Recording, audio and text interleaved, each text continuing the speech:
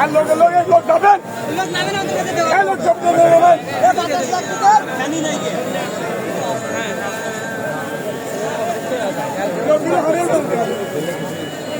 অসুস্থ হয়ে কালকে 3 দিন ধরে আছে আর কথা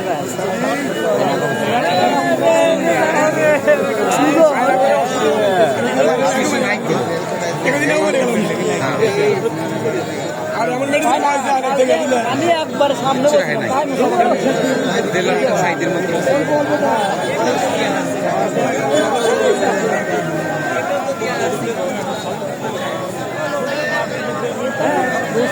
আমি ওই বাস আছে না কালকে ওই বাসের মধ্যে সব মাটিলানি চলেন।